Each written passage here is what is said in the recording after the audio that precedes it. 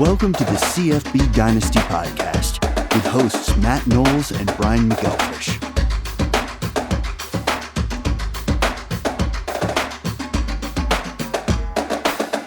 Hey everybody, how you doing out there? This is Matt Knowles and Brian McElfish over there. We're here with the CFB Dynasty College Fantasy Football Podcast for Week 12. B-Mac, how you doing over there today at the Searchalytics office? Hey, it's good. You know, I started a little bit early this year on Christmas decorations. When do you think that's appropriate Christmas in the decorations, Knowles household? we normally start that stuff. Thanksgiving weekend, Thanksgiving is done. We got the long weekend. We'll start bringing all the crap out. You started this early, man? Man, what's going on over there?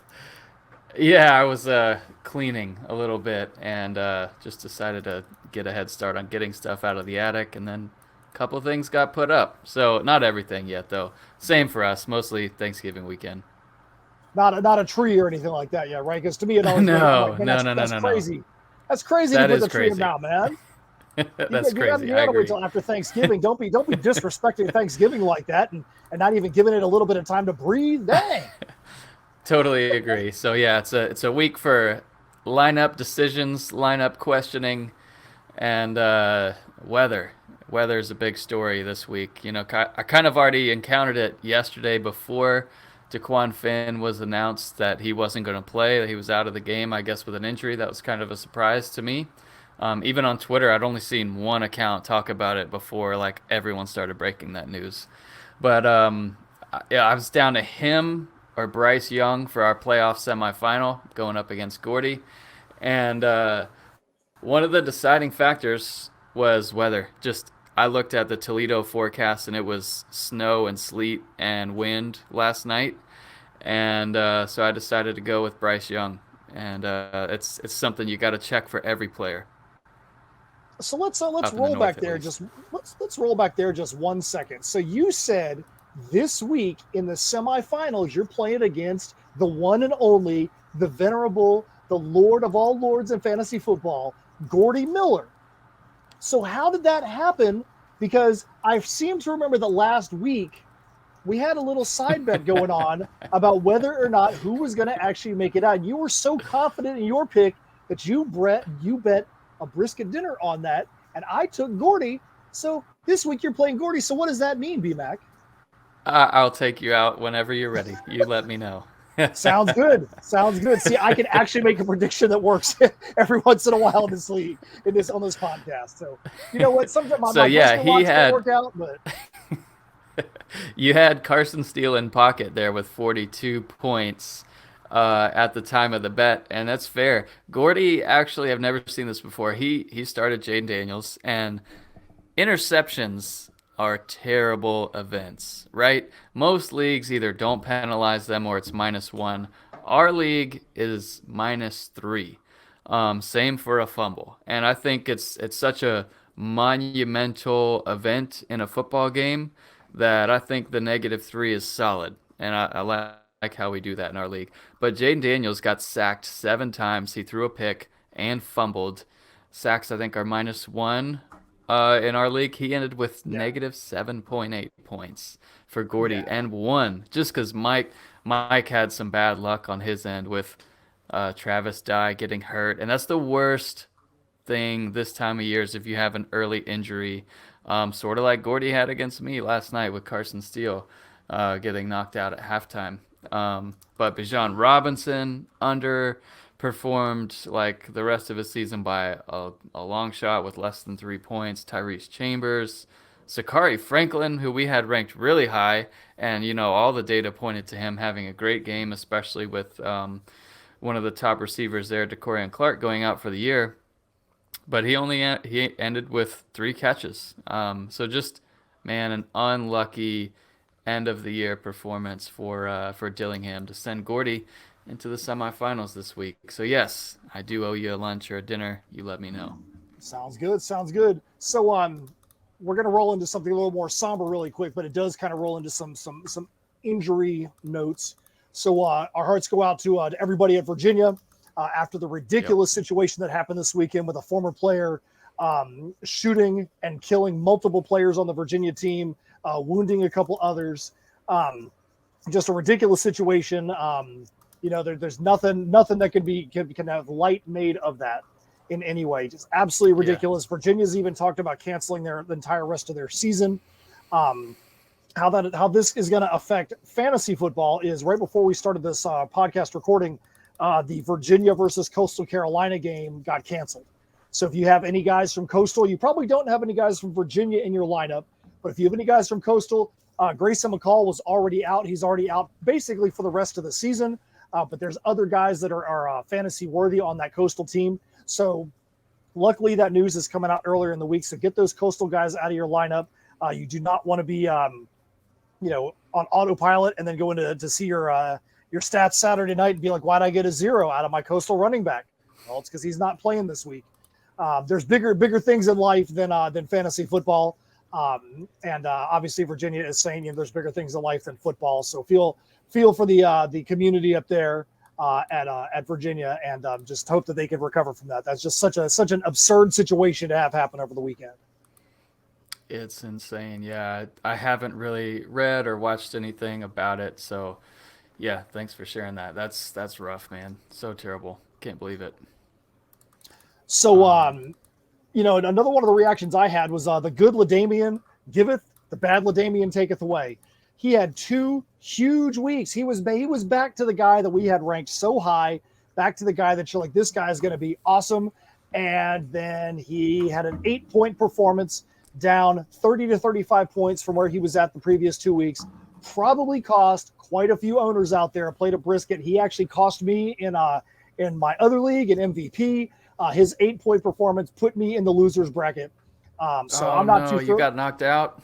I got knocked out. I am not thrilled about the fact that LaDainian decided to do that.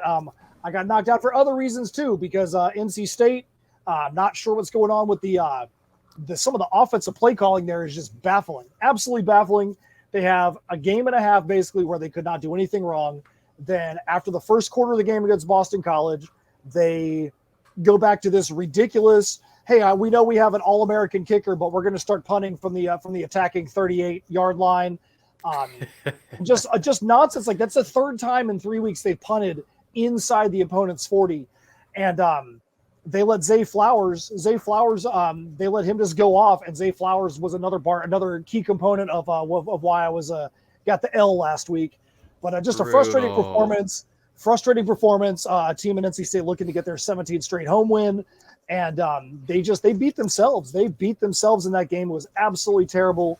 The play calling did not do anything to help out MJ Morris. He looked like he was going to be a world beater. Looked like my brisket lock from last week was going to be awesome. And then the rest of the game was a straight embarrassment. I didn't message Brian or anybody after that because I'm like, man, this is just straight embarrassing. This week I might be playing some Penn State running back roulette in the semifinal. Playing him in my flex. Nick Singleton blew up, had a great game, only 11 carries, but over 100 yards and a couple touchdowns. Oh, yeah. But Katron Allen got more carries than him and has been hotter of late. So I might have to ride Singleton in my flex this week. I'm going to have to sit Chase Brown against on the road at Michigan, just unstartable in my opinion. I mean, if they score, it'll probably be Brown, but man, I don't know that they're going to be able to run the ball. Singleton or even potentially Trevor Etienne would be my flex options, kind of sadly, for this week, because Zach Evans has been kind of down and out. Some tough lineup decisions this week, but one that you don't ever want to bet against is anyone with Nix in their last name. So we had Penix. Yeah, we had Penix down. I think he's probably still the leader in passing yards in the whole country. But his game against Oregon and Bo Nix, like, they both went off fantasy-wise. Bo Nix got knocked out of that game for a little bit. And they had a crucial, fourth down player trip when they went for it. And that was a game changer as far as Oregon's concerned. But as far as fantasy is concerned, both were great and have been great all year long. Yeah, Singleton has definitely shown that he is going to be a major player in fantasy football for the years to come. I'm really impressed with him and really looking forward to see what he does. I know that you were talking about Knicks and all that, but I'm just saying, I know you're talking about your lineup decisions, man. You got a lot of interesting decisions. I feel like if you want to feel like pulling up your game, why don't you do it, man? We could look at your game. Yeah, so I'm going up against Gordy. He's got a pretty good lineup. His receivers aren't quite up to mine in terms of potential there. Obviously, anybody can go off any game, but I've got Shipley and Marquez Cooper. Cooper going tonight. Should be a snowy game there, but it's all right. He's obviously a running back, and I think that'll kind of play into the game script a bit more for him. So I like that for a running back.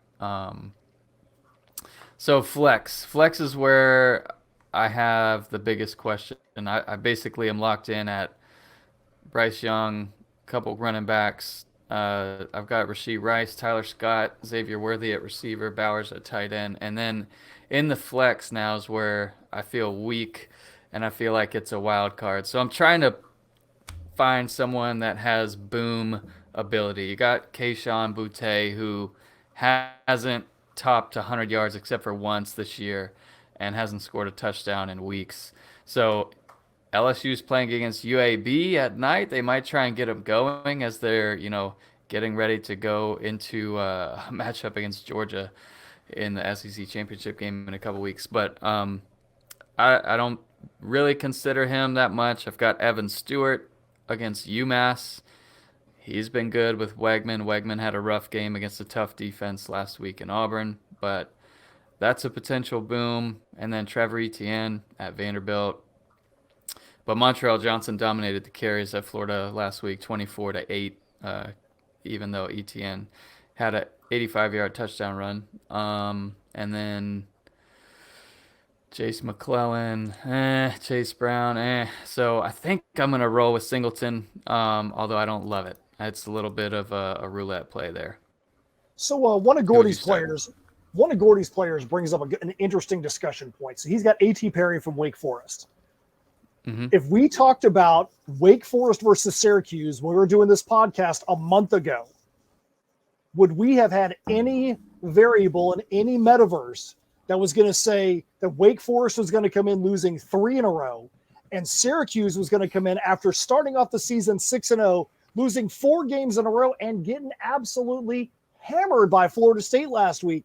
What in the world is going to happen? Both of these teams can't lose this week. Somebody's going to have to suck a little bit less than the other team. But what is going on with Syracuse and Wake Forest? Neither one of these teams can do anything right now. I mean, 38-3 for Syracuse versus Florida State. That's incredible. Lee Babb. I know. After going toe-to-toe with Clemson and having a really good game against them. It's really surprising. I didn't get to watch a lot of that Florida State game because I was in Gainesville for the Florida South Carolina game.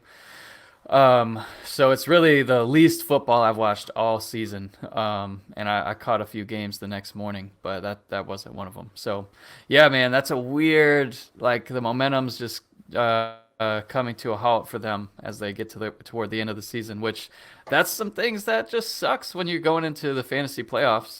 It's been similar with Bryce Young and Alabama's passing game. It's just, some negative momentum, if that's even a thing. I think it definitely is. I think negative momentum is definitely a thing. You get in your head that, oh, here it comes again. One bad play happens. Here it comes again. We're going to go straight down the hill. And if you would have told me after the way that Syracuse started, they're the real deal. We talked about them quite a few times on this podcast. To think that they've lost for the last month just blows my mind. I would not have expected that after the way they started this season. Yep, I know. All right, so let's talk about a couple notable stats from this past week in fantasy. So we already talked about Jaden Daniels, negative 7.8 points, played on a winning team in the home league. That's incredible incredible that you're going to have that kind of stat line.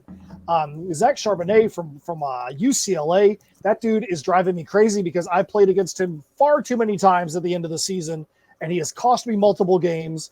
181 yards rushing, 3 TDs, 9 receptions, only 38 yards. But if you're in a PPR league, 9 receptions for a running back who got 181 yards, that is a ton of usage out of that guy. Carson Steele, we brought him up earlier. You want to talk about feast or famine.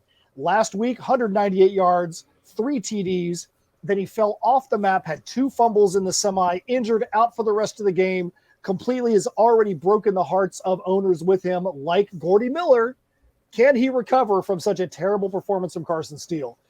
Yep. Then Josh Downs over at UNC. You want to talk about consistency. One of the things, if you go onto the CFB Dynasty podcast, the CFBDynasty.com rankings, the algorithm looks for consistency from players. I don't think there's been a player that's been more consistent in the last month than Josh Downs. Listen to this. Josh Downs last week, 11 receptions, 154 yards, 3 TDs. In the last 4 weeks, he has had double-digit targets. He's been within about 50 yards receiving all 4 weeks. Overall, he's had 55 targets, 46 receptions, 548 yards, 6 TDs, almost exactly evenly split up against those 4 weeks. So if you've got Josh Downs, you can pretty much expect that his bottom, that his base is going to be getting double-digit targets right now. He is a guy that is money right now if you have him in your lineup. 100%. Lastly, just that on the North Carolina offense in general, man, they're just a machine. Yeah. They're so good. And then lastly, it's very difficult to get a good tight end performance in college fantasy. But Payne Durham from Purdue heard that, and he heard that knock against tight ends. Last week, he got 7 receptions, 70 yards, 2 TDs. If you watched the podcast last week, if you listened to the podcast last week, we went through for the year regular season rankings, and you saw that the top tight ends weren't getting a whole lot of points per week. So if you're able to go into a game and get 20-something points out of your tight end, you probably are getting a bonus because your opponent probably only got 5, at most 10. So that may have been the difference in your game. So if you've got someone like Payne Durham, you just need to hope that he's able to continue to perform like that, because that's huge. Huge. Yeah, definitely. So one of the things I wanted to... Yeah, and what you got? No, Dude, do not I let did me want interrupt. Do not let me interrupt. You're good, man. You're good. I did want to kind of update everyone. So as we go along and try and build the community, and we, just started the Discord this year right before the season. So we want to build that, make it great, and really get communication flowing and healthy there. During the off season, yes, but certainly as we get into the 2023 season, and we're all probably playing the NCAA, well, not NCAA, but the college football video game and everything by then. I look forward to kicking it with you guys on that game and all that stuff. But as far as tools and what we're working on, I did want to give some updates on that. So we're planning on changing the way the rankings are showcased with all the data in one place, and to give you tools in a much more friendly way. Matt's seen some of the inside stuff that we can't really share out just yet, but we're going to get to that point. So we're still going to have weekly rankings. It's going to be a much more simplified version.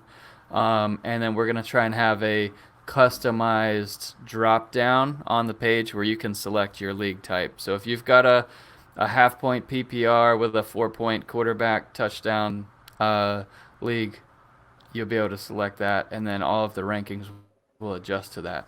I know some of the people we've talked with have requested that, and that's something we want to do next year. It's going to be simplified. It's going to look so much better than it does this year. I know it's tough with all the columns and stuff in the spreadsheet way, and I'm a data freak. I know a lot of people don't like it as much as I do. So we listen, we're going to change it, make it a lot better. Stream Finder. So this is something that doesn't affect, if you've listened to us talk about our league, we're only allowed 3 pickups a year, but in most leagues, you can pick up as many people as you want, or you've got a free agent budget. So in terms of finding someone that you can stream, meaning someone that you can pick up and then drop after a week or two, we're going to have a tool that will showcase who is, you'll be able to select, all right, are you looking for a quarterback, running back, receiver, whatever? And let's say you're looking for a quarterback to stream. It'll have the rankings of the worst defenses in college football against that fantasy or against fantasy quarterbacks with how many points per game they've allowed in fantasy. And you'll also be able to see kind of the trending weeks and how they've done. So that'll be a fantastic tool that I can't wait to use personally. A third tool will be the consistency chart. So this will be like a player rankings in order of how many points they've scored year to date, but then you'll be able to see their weekly performance. Kind of we do the trailing 3 weeks because that's about all we can fit in there with all the other columns that we have in the sheet.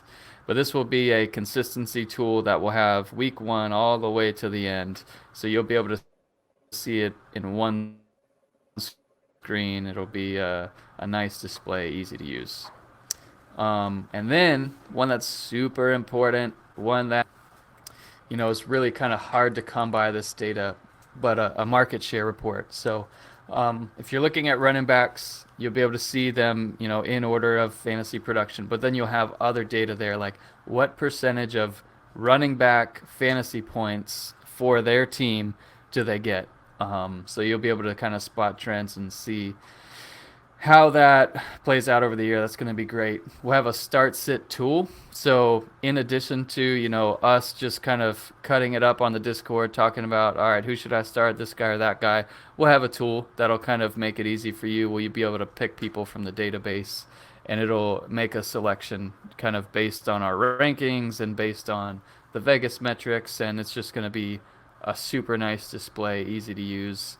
And then another one will be player pages, which will show just individual player data, and it'll be displayed in a really nice way. So I'm looking forward to it. It's a ton of new stuff that's coming over the year. And as soon as we have inside info or able to kind of share like real screenshots and things, we'll definitely do that. But it's going to be really great. It's something that doesn't exist in college fantasy, and there'll be plenty more to come on that front.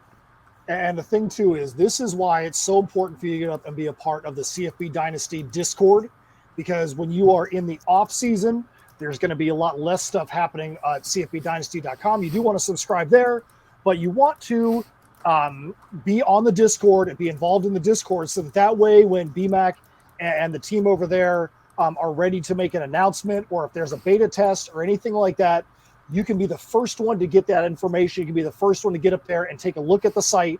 And that might be the difference between you and your opponents when the 2023 draft comes up, is being able to get up there and really know how to use and manipulate the new items and the new features before that draft. So you want to get up there, be a part of the Discord channel, so that way you can get all these news and note updates and be ready when all these things start dropping. So it looks like BMAC is ready to start talking about the rankings for this week. BMAC, I am ready to do that as well. So let me pull up my screen here. So yep, I can see what you're looking at. Got it up here for those of you on YouTube. The rest of you will just have to log in to the site and kind of check things out. Drake May we have as our top start, and man, what a season he's had. So the last 3 weeks, fantasy wise, he's dropped 52, 37, and 49. Carolina's projected to win 42-21 against Georgia Tech. Wouldn't be surprised if it's a bigger spread there. And May he's the best start of the week statistically. Kind of going into the huge, semifinals in fantasy. Obviously, you can't miss out on a start because you're going up against the best of the best teams, the hottest teams, all that stuff in your league. So Drake May, we've got at number 1. Hendon Hooker we have at number 2. He's been less hot because he had the one kind of down game, 7.5 points in fantasy a couple weeks ago. But they're playing at South Carolina, and they're pitiful right now. Florida was able to kind of do whatever they want, so Tennessee, I'm sure, will be able to do the same. It's a road game at South Carolina, but you just expect Hendon Hooker to, they're projected to score 44. They can easily put up 50 plus if they wanted to. Does anyone here stand out? I think Caleb Williams at 3.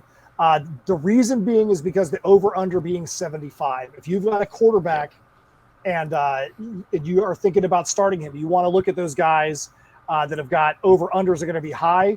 You don't want to keep picking a guy where the over-under is 60. Yep. You got an over-under like that. You got Caleb Williams and Dorian Thompson-Robinson both in the top 7 in that game. That game is expected to be a shootout. It's so 38 to about 36 is where they've got the point spread at. That's going to be a shootout, and that also means that your guy is probably going to be playing all the way into the end of the game. This is not a game where it's a 75-point over-under and one team's favored by 30. So that's huge. If you've got one of those guys, if I had one of those guys on my team, I would absolutely be thinking about playing one of them because we know they're going to play all the way to the end of the game. And like I said, it's expected to be a shootout there. I need to draft more West Coast players. I hate when my team gets done and my opponent has 3 or 4 players left all on the West Coast, and I'm just kind of he's accruing points and I don't have anyone left on the board. And it's a stupid way to think about it, but it does bother me. I can tell you in MVP last week, the game got decided by 3 guys that started at 10 or 10:30. So I was up till 2 o'clock in the morning watching my team lose. It was terrible. But yeah, that's like, me, always drafting Boise State and Fresno State and a lot of those teams that want to playing on the West Coast. But it's also difficult.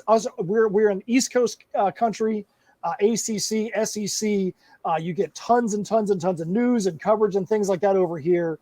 The West Coast teams just aren't talked about as much. So, I can understand why you want to stick with the things you're familiar with. But it is fun. It is fun to be able to message BMAC at 2 o'clock in the morning and go, dude, did you see that? Knowing he's been asleep for like 5 hours. And I feel like I get in a rhythm drafting players from certain teams in this league that we have. So, like, for a while, I had a bunch of USC players and consistently from year to year. It just hasn't kind of fallen in place, or they haven't fallen to me in the draft, whatever. But yeah, it's great because this time of year when you're looking at the weather, you don't have to worry about it at Southern Cal or UCLA. Actually, when they move to the Big Ten, you will. But right now you don't. So you get the nice West Coast games where they don't play defense pretty much and have great weather in the fantasy playoffs. So gotta love that. I think that a lot of guys will have where they draft where they're familiar if a position has worked. I mean, there are certain people that always get like the Wisconsin running backs. For me, I always seem to have, and it's a rare year where I don't have some running back from Boise State on my team. Jay Ajayi, Alexander Madison this year, Austin Genty, and there's been others. I mean, there's always, it's just, I'm used to that guy, used to that position performing. It doesn't matter who the coach is at that school. You're going to get some performance out of them.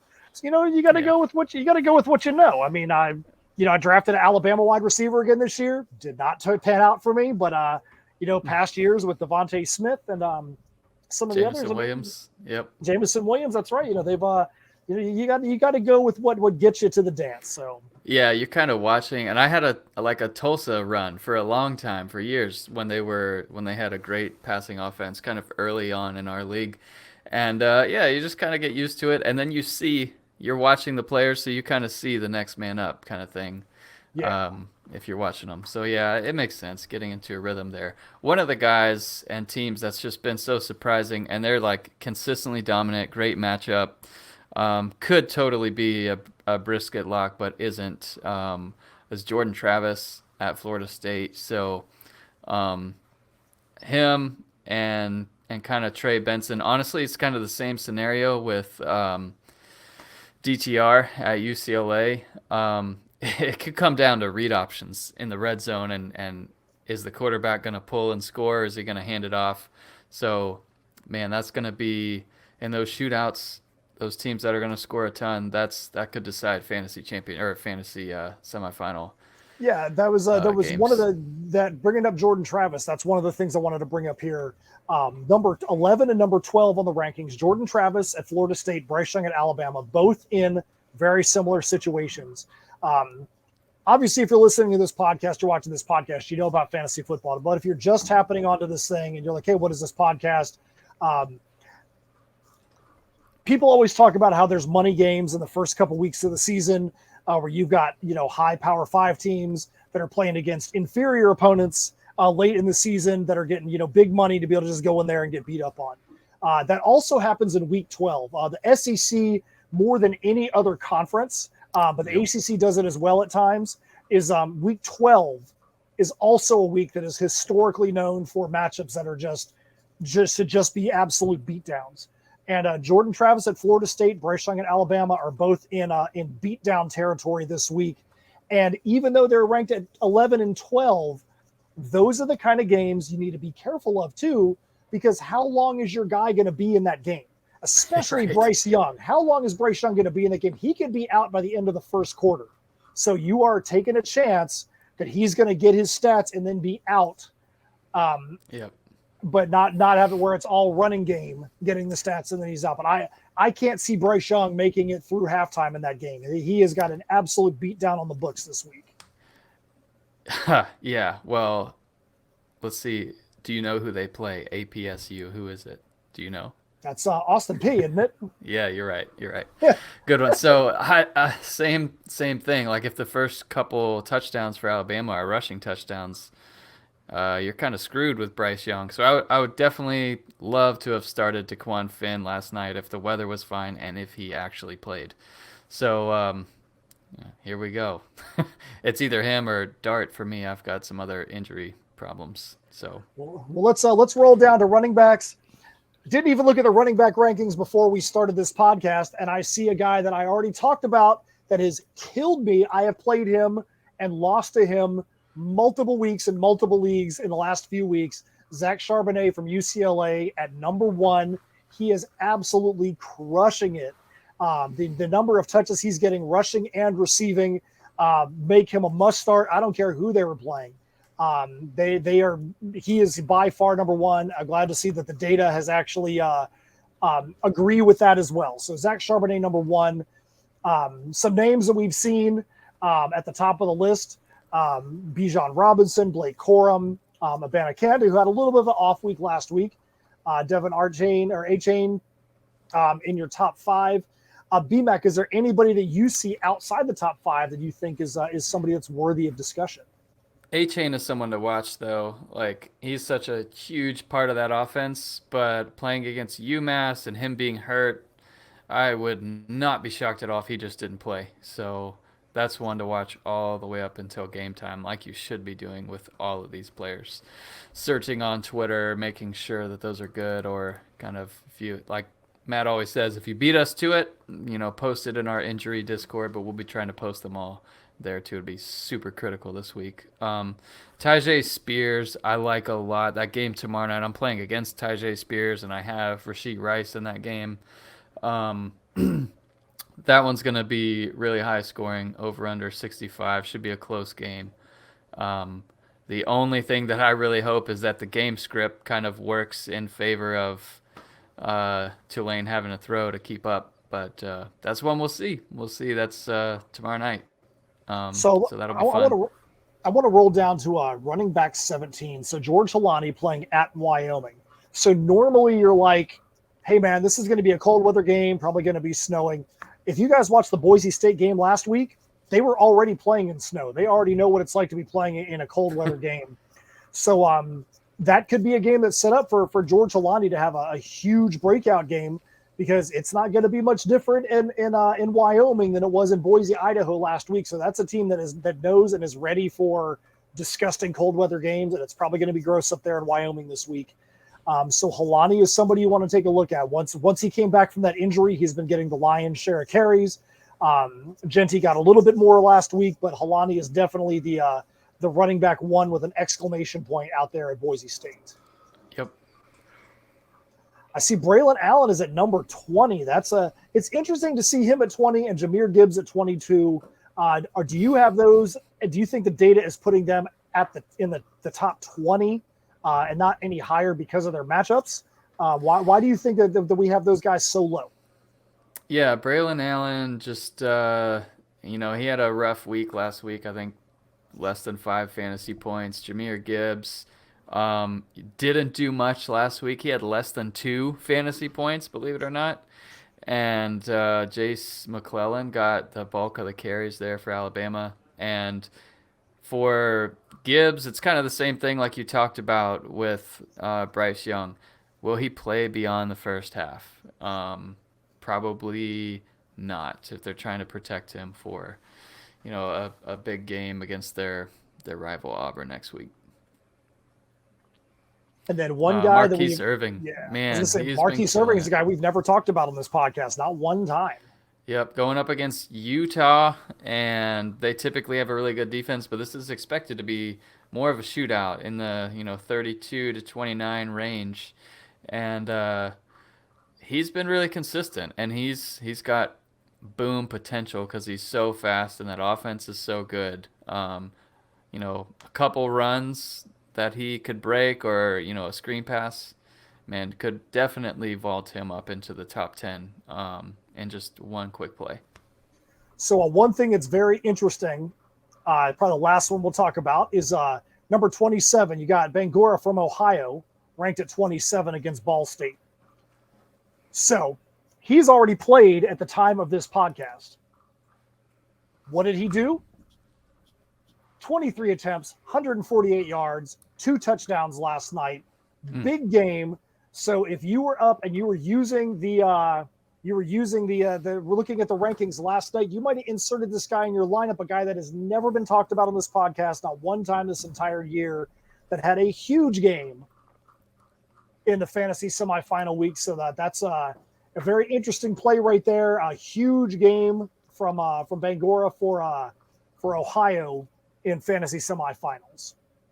100%. What a game. And that's exactly what you're looking for, right? You want that kind of performance. Another guy that's been kind of hot that's playing tonight, Samson Evans. He's been putting up, 2-3 touchdown games recently and playing up against Kent tonight. Should be a great game. 2 potential great fantasy running backs going head-to-head tonight with Marquez Cooper against Samson Evans. All right, so we'll finish our running backs. Let's scroll on down to wide receivers.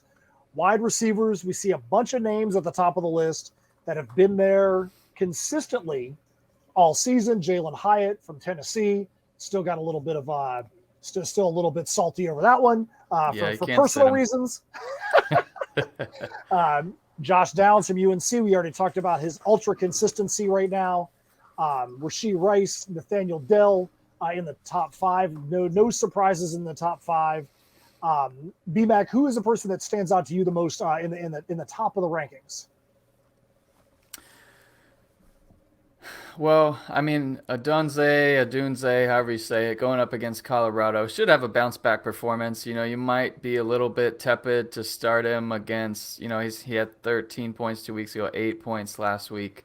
But Colorado is one of the worst, probably the worst Power 5 team, or definitely one of the worst statistical Power 5 defenses. Like, they are terrible. Washington will be able to do whatever they want and try and kind of continue on their hot streak there. Love him as a start this week. He's averaging 17.5 a game.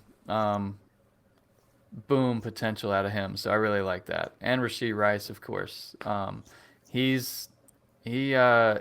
don't think he even led SMU in targets last week, surprisingly. He's been really good. 34, 25, 18 points, and then he still has boom potential on top of that as much as SMU throws the ball. And then, Tank Dell killing it. And as BMAC has said, he's a stat nerd. I'm a stat nerd. I can't remember a week where we didn't have at least somebody from UTSA or Ohio State or a pair of them in the top 5. So this is an interesting week where nobody from Ohio State or UTSA makes the top 5. That does not mean in any way, shape, or form to not play those guys, because they are still sitting there. You got Marvin Harrison at number 8. You've got Zachary Franklin from UTSA at number 11. You got Emeka Egbuka at number 14. So they're still highly, highly ranked. It's just interesting to see that they've kind of fallen from that perch where they were like a stalwart in the top 5 at all times. In the top 5, yeah. It would be really hard to sit any of those. And if you've got 3 of the top 10 or whatever, that's pretty incredible. Some of these the lineup decisions that we get in the Discord, it's like, dang, you're choosing between these 2 guys. Who are you sitting? But yeah, so some great matchups there. Obviously, Tyler Scott. He comes back and clearly is number 1 at Cincinnati, but Temple has an okay defense. I think they always like to take some deep shots there. And then Jacob Cowing is another one that you just got to start him every week pretty much. It seems like he gets all the attention in terms of targets. So got to love that, averaging 17 a game. And one last thing I want to talk about here in wide receivers. Again, just because you don't have a guy in the top 5 or the top 10 doesn't mean that there's not a startable play in there. Especially, you could be starting 4 wide receivers in the semis. That's 16 wide receivers if everybody plays 4 that have a chance to play. Yep. Look at Fresno State. You've got Jalen Cropper at 22, and then down at number 31, you got Nico Ermiglio. Nico Ermiglio is somebody that I had my eye on at the beginning of the season. I watch a lot of Fresno State football. Fresno State is just a team I like to watch. Especially because I've always had a running back. This is the first time in years I've not had a Fresno State running back or offensive player on my team. Was disappointed I couldn't get Jordan Mims, but Remigio is an interesting play because he also plays special teams, and if you're in a league that rewards your team for punt return touchdowns, kick return touchdowns, he always seems like he's going to break one every week. Yep. So you might be able to sneak a special teams touchdown out of him as well. But he is definitely the 3rd best option on that offense behind Cropper and Jordan Mims. So if you really have to go deep, I'm not saying he's a brisket lock. I'm not saying anything like that. But you want to go out there and do your research on him. There's a reason why he snuck up there at number 31. So it's very interesting to see he's finally busted into the rankings. Yeah, when you're looking for that flex in the playoffs and you're going up against a really good roster, sometimes you might need to take that risk on a boom player. Like a Troy Franklin, I feel like falls into that mix where he's averaging less than 14 fantasy points a game, but they love to take deep shots to Troy Franklin. And if he hits on 1 or maybe hits on 2, you've got a potential, lottery ticket there. But he doesn't get, 12 targets a game. All right, so that is our review of the rankings for Week 12. If we didn't talk about guys you have on your roster, make sure you go up to cfbdynasty.com, subscribe so you can go up there, you can take a look at the site, and you can make the decisions that could help propel you to your fantasy football championship. So with that being said, BMAC, I think it's time for some news and notes. Let's get it. News and notes. All right, so right off the bat, we're going to just remind you guys, we got to the podcast late. If you have anybody from Virginia, anybody from Coastal Carolina in your rosters, get them out. That game has been canceled this week after the tragic shootings on the Virginia campus. So Coastal Carolina is not in play for the fantasy semifinals. South Florida, Cartavius March had successful neck surgery after leaving the game on Saturday. Expected to be released from the hospital. Neck surgery, that is not good. So the Bulls are going to be turning to Byron Brown on Friday. He has only had 5 pass attempts this season. So yeah, that does not sound like you want to be playing anybody even remotely close to South Florida. Agreed. Georgia Tech has shut QB Jeff Sims down for the season. Zach Pyron started last week, but he also broke his clavicle. So again, another school that's going to be going deep down the quarterback line. Zach Gibson's going to start. I'm not even going to try to pronounce the backup's name. Yeah. The backup. Go look at their roster. You know what? I'll try it. Tayson Famwanchanch. If I messed up your name, I guarantee I'm like 99% of the country and messed it up. Let's see. So Tuesday night game that's already happened, but this is something that could affect the fantasy championships. You have Ball State, Carson Steele, and Curtis Rourke both knocked out of the game within 2 minutes of each other. So you absolutely want to be paying attention. Carson Steele is somebody that is a big-time baller. You want to pay attention to them to see if they're going to be able to play in that fantasy championship if you have them. Let's see here. So Tuesday night, you want to refresh on the Daquan Finn situation there. BMAC lower leg injury, out for the game. He was in a boot pregame. So how are you feeling about Daquan Finn for the rest of the season? Not feeling good, especially that I like kind of plan on needing him next week if I advance, because you've got Bryce Young obviously going to be playing against Auburn. You know, I'm not going to hate starting Bryce Young against anybody, but I would love to have Finn and a healthy Finn where I was confident that he was going to play the full game. So I think I pretty much am out on him the rest of the year. We got 2 weeks left. He didn't play in the semifinal week, so I don't think I can see myself starting him over Bryce Young next week. All right, so let's see here. So, see Malik Cunningham day-to-day with a shoulder injury for Louisville. That's definitely one to pay attention to there. Nebraska, Casey Thompson was throwing in practice. Shuba Purdy, high ankle sprain, is going to have surgery. And Logan Smothers was said to be a little beat up with practicing. So that is a mess going on there at Nebraska. Brutal. Let's see here. Vanderbilt, the depth chart says Mike Wright or AJ Swan. Swan is called questionable. Sounds like he's not been fully cleared. West Virginia declines the name of starter for this week after JT Daniels was pulled. Obviously so, after the atrocious performance last week. So that's definitely a game time decision. I would not be feeling good if I had JT Daniels in my lineup. So you're probably if you have him in your lineup, I think you're done. yeah, that's definitely need to be. I'd rather start. Somebody who's not playing over somebody that got -7 points last week is not good. All right, so running backs, from the players that got shot at Virginia, most of them did not have fantasy relevance. Mike Hollins, running back from Virginia, had a second surgery after being shot, and he's been taken off a ventilator. So absolutely does not sound like he would be back this season anyways. But it's at least good to see that there's a little bit of progress being made there for him.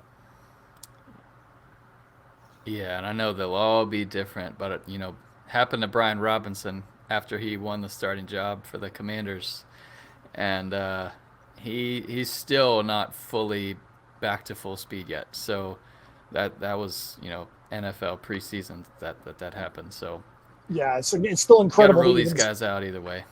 Still incredible to see him even having a chance to play. So Keaton Mitchell from East Carolina. So Keaton Mitchell being cleared from a head injury, expected to play this week. You definitely never want to be talking about running backs and concussions because there's so much collision happening there. Keep your eye on him. Yep, and he's high on the rankings this week, so hopefully he gets healthy and is able to give it a full go. Chez Maluzzi from Wisconsin, someone who has done absolutely nothing this year from fantasy relevance. Very big disappointment right there. Probably one of the biggest disappointments this year as far as I'm concerned. He's not listed as out on the injury report. He practiced Tuesday. He's hopeful to be back, so that's actually good. He might actually get a carry or two. Ohio State, hopeful to have at least 2 of their 3 injured running backs back this week. What do you feel about the running back room there at Ohio State, BMAC?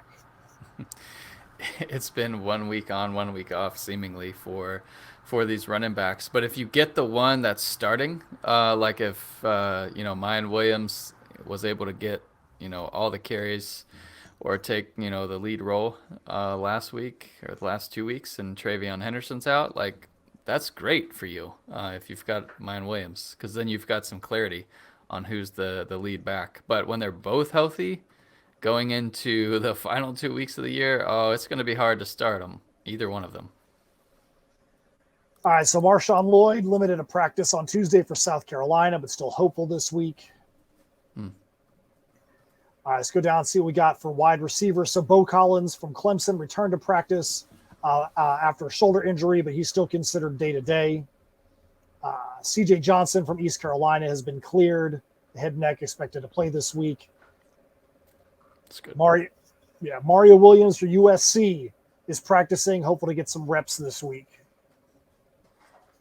And that's about it. As far as the news and notes in that respect, BMAC, is there anything else that you know of that has popped up that is notable that we have not talked about yet?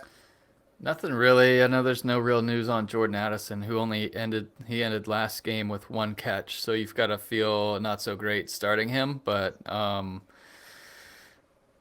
USC receiving course will kind of one to follow, one to avoid if you can. But yeah, that's all. That's all that I've got from news and notes too. And as BMAC said, if you are someone that follows a team, or if you're someone that gets some information, please feel free to go post to the Discord, because this podcast is only running once a week, but you might need some last minute information that's dropping Thursday night, Friday night, Saturday morning. If you get it, be a part of the community, post it on the Discord. The more people that are posting up there, the more full the injury information is going to be, up to the minute. So we are definitely giving you guys a call to action to do that for us. Yep. And we were posting about Taquan Finn last night. You guys chime on in. All right. So our first question today comes from Bronco fan. He wants BMAC to pick one: McBride, UAB versus LSU, Sanders, Arkansas versus Ole Miss, or Henderson and Ohio State versus Maryland. He says he's leaning towards McBride, but he wants to know more about Henderson's health. BMAC, if you had to pick one right now, today, and you had to set your lineup, which one of these three are you going to go with? I was helping a buddy in the office right now with a similar scenario here, where he's got McBride and Rocket Sanders, and a couple others that he's trying to choose between. So McBride would be a really difficult one to sit, because he's, crucial to the UAB offense. But if you think about, this is LSU at home at night, just won the SEC West, and they're trying to establish dominance and have been a really, solid and improving run and pass rush defense. So I don't feel great starting McBride. If UAB has success, it will be with McBride. So that part is tough. Rocket Sanders is how to start against Ole Miss. They're projected to score a couple more touchdowns than UAB's projected against LSU. And KJ Jefferson should be back, so that offense should be, back to kind of running as it was. Rocket Sanders didn't get as many touches last week playing with the backup. And then Travion Henderson, I wish, like he says, I wish I knew more about his health too, and kind of how that scenario is going to play out. So I'd go Rocket out of the three.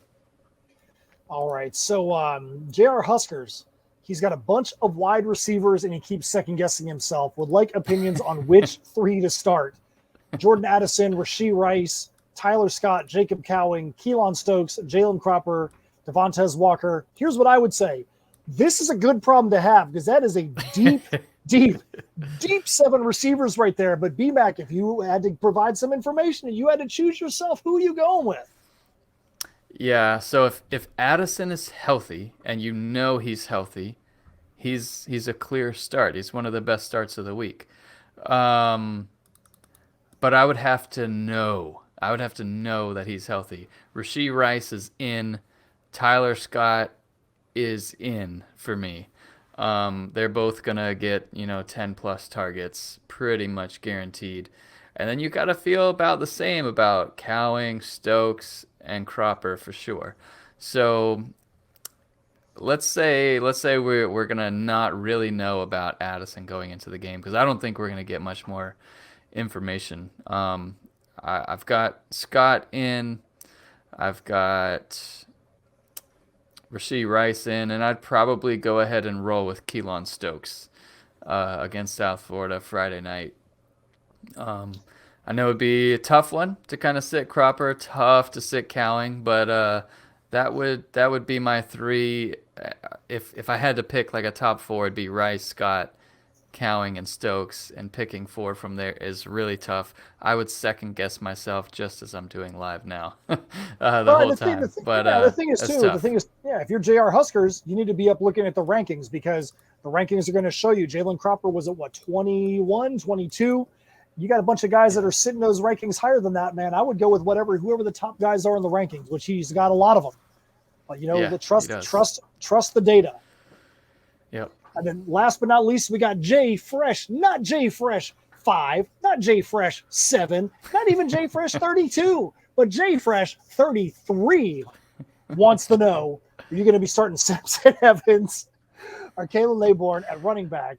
I know you had an interesting comment up there. So he wants to start one or the other. And your comment was, who else is I mean, starting it's at the top two? right.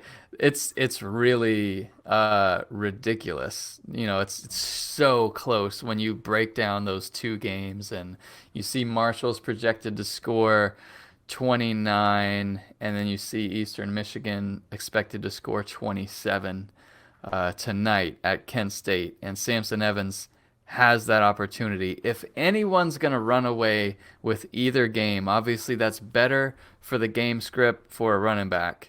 And I think Kent State has that potential against Eastern Michigan. I would lean on the team that is projected to win, and that would be Kalan Laybourne and Marshall. I'd roll with him a little bit more over Samson Evans. Both great starts, though.